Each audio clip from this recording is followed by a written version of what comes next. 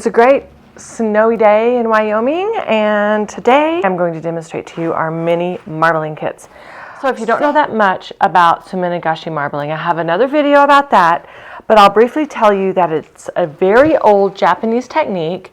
It's been around since about the 8th century, and it has been perfected and is still used in Japan. So there are other marbling techniques that are used in Europe and the Turkish method that uses acrylic paints, but this is the Suminagashi Marbling. And so with our kits, we've already researched the type of paper, we've already researched the type of Japanese Suminagashi ink. So these little bowls are perfect.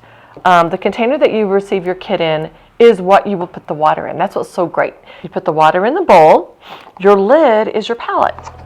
All right.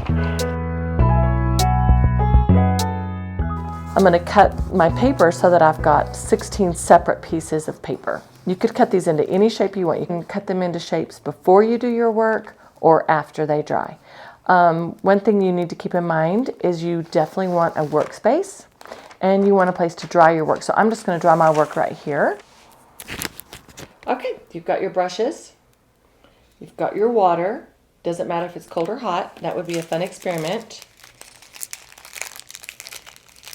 You have 2 colors of paint, and this is enough paint to make many more marbling pieces than your 16 that we've included. I just need 3 drops. I know that sounds crazy, but you do not need much. You don't want to waste your paint because you want to make a lot of art. And I've used paper from around the house just to see how that works, so that's a great experiment. Okay, one brush for each color of paint. So I've got blue and black. I'm going to hold my brush straight up, not like this, and barely touch the top of the paint. You should notice, it may take a while. Ooh, did you see that? The paint will just sit right on top. Now if it sinks, then that means that maybe you're dipping your paintbrush too deep into the water. Just barely tap it on the top. The fun part about this project is you do not have to be an artist to create beautiful artwork. All of our projects are about the experience. It's not about learning how to create a tree or a house or something perfectly. It's more about how can you create art and how does the science help you? All right, so this is a pretty cool design so far. Now I could leave it like that. You'll see how it just keeps expanding. And traditional Suminagashi, they do continually make rings that expand. I'll show you a couple of ways I like to do it. All right, I'm going to get my piece of paper. There's a little bit of difference in the sides. One is much tighter, so that's the one I prefer to use. But try both. They're going to both create beautiful art. All right, I'm going to say 1, 2, 3 with a little bit of a curve right here and drop. Great. Okay, now you can actually, it's already printed, so I can actually rinse my piece in the water and it won't mess up my design. That's so beautiful and simple. Look how beautiful. Okay, I'm going to set it right here to dry. And you can leave this on top. It's just going to push around the sides. So I'm going to get some more paint and do black. Now if you notice that your paint is not expanding much, it could mean it's probably because you have so many other colors out here that it's just not, doesn't have anywhere to go. I'm going to use my black and just pull it through.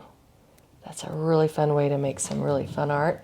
Let me just show you what that's going to look like. Try not to get your paper wet with your fingers because it won't print where that spot is. Okay, 1, 2, 3.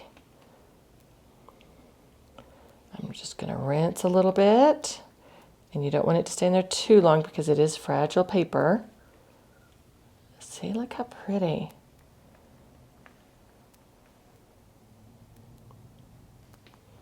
See, now I've stirred the water up. It looks like dirty water, but the paint is distributed throughout. It's not sitting on top anymore. So I'm going to see what I can make. It's hard to see what it is. Okay, let me go rinse the water out. Look what I made.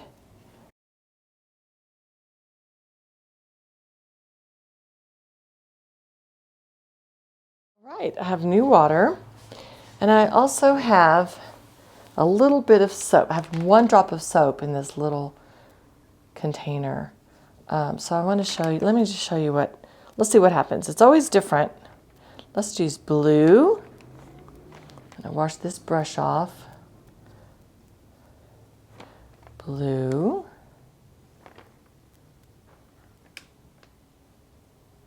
Gray. Did you see that? Now, this has a little bit of black in it, but not much.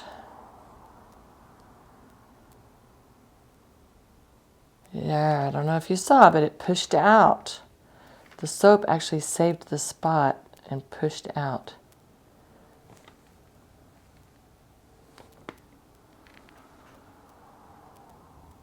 Let's keep going. And traditional Suminagashi actually uses maybe just black because they didn't have all of the colors that we have now. Our inks come from Japan, and traditionally they used resin, pine resin from trees to give it a lightness, which is a cool science. There's always science behind how all this works. Okay, let's see how this printed. 1, 2, 3. Now remember, you can rinse it a little. Oh, that turned out great. You guys will be amazed at how beautiful these designs are. You don't have to really have any intention at all, which is kind of a relief. It's nice to know that you can just create something without having to think too hard about it. And if the water is moving, you can use different techniques for moving the water intentionally. See, you can actually kind of paint on top.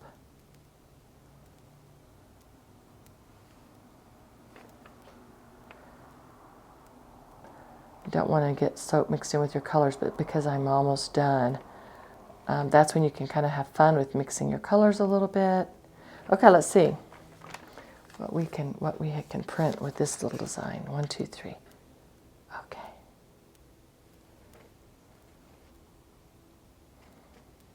I love these. Just it's almost like a storm in the ocean.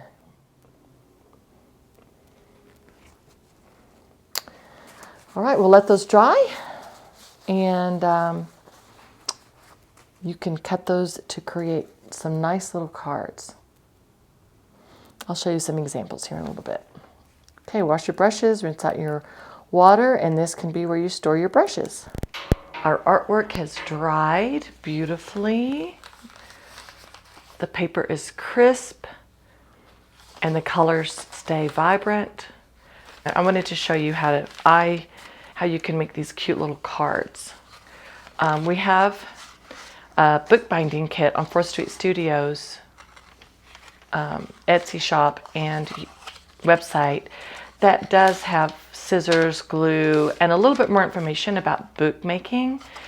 This is how I like to make cards, and we make cards and books of all sizes. So you could use the entire page and of your artwork and have it fold over, something like that. But I love to make my artwork last, and I love little squares and very minimal designs. So what I'm going to do with this one is I'm going to make something like that. And then I could put a little note here, or I could just leave it blank and have this be a note. So I've got glue sticks. Glue sticks are great because they don't make a mess. Make sure that you're using an area. You don't want a mess right here, so either get a piece of scratch paper or work on the side. And on the back of your paper, very gently apply all the way to the corners.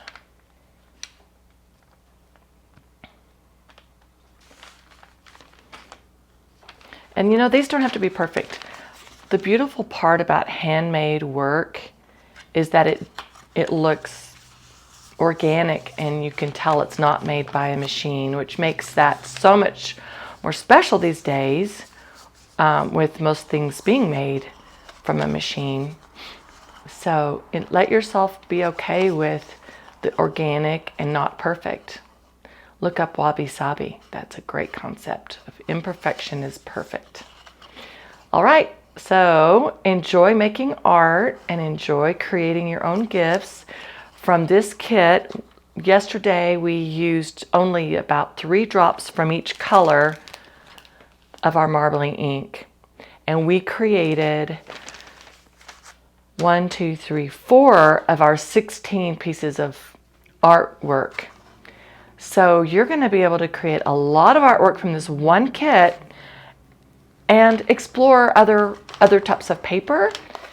These little cards can easily be turned into mini books with pieces of paper in the middle. So check out our bookbinding video, and it'll give you some hints about how you can make books and cards from things around the house. So the mini marbling kit, you've got a QR code on the front, so if you give these as gifts, they will be directed to our YouTube channel or our website where they can follow the link. We also have a little card here that shows all of our social media, where there's lots of inspiration and demos for 4th Street Studios and Science.Loves.Art. The marbling kit includes all the paper and the cards. You'll get 2 colors of paint, which doesn't look like much, but with Suminagashi marbling, it is a lot. Now, the other types of marbling, you need a lot more paint and you need a lot more prep. For Suminagashi marbling, you barely need any. You've got your brushes. You'll need 2 brushes, sticker, and some little Science.Loves.Art treats inside.